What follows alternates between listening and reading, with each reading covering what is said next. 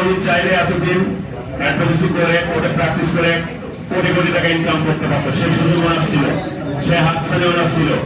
কিন্তু ওই দিকে উনি না দিয়ে উনি বলেছেন আমি I would like to become an advocate, আমি অ্যাডভোকেট বানাতে চাই, আমি অ্যাডভোকেট হতে চাই না, আমি বানাতে চাই।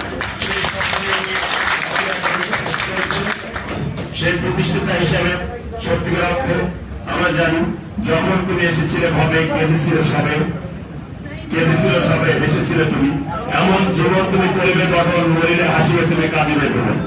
সত্যিকার অর্থে অক্সার এমন কিছু আমার আগে তৈরি করে যাচ্ছেন যেটা উনি মরণের পরেও মৃত্যুর পরেও স্মরণীয় হয়ে থাকবেন এই পৃথিবীতে এত হাজার হাজার অ্যাডভোকেট বানানোর জন্য, হাজার অ্যাডভোকেট বানানোর কারিগর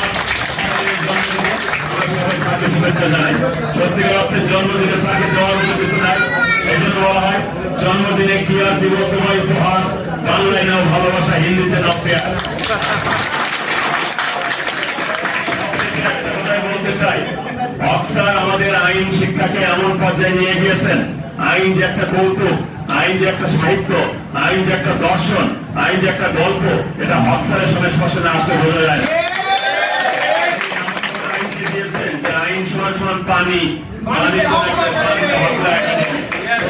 এটা আপনি প্রমাণ করে দেখিয়েছেন। একজন শিক্ষকের মধ্যে যে গুণাবলী থাকে সব গুণাবলী, কিন্তু আইন শিক্ষকের একজন আইন শিক্ষক কিভাবে একটা জটিল আইনকে বাস্তবের উপমা দিয়ে উনি প্রাকৃতিক ওয়েতে বাস্তবায়ন করে দেখান, তার অনন্য দৃষ্টান্ত হলো হক্সা। এই জন্য আমার একটা কথা বলতে ইচ্ছে হয়, হক্সা তুমি আইনের হাজার ধারা অন্তমিল, শুভ হোক তোমার জন্মদিন।